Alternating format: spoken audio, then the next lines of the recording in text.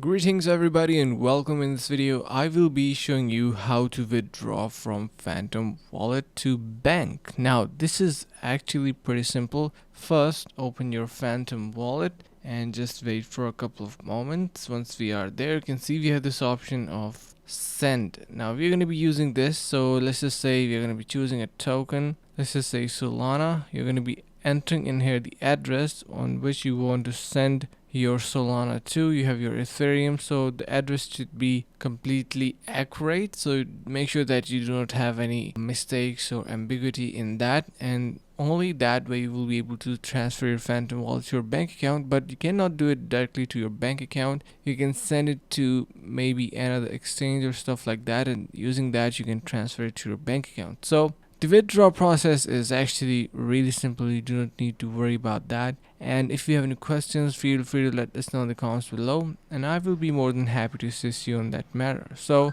see you guys in the next video.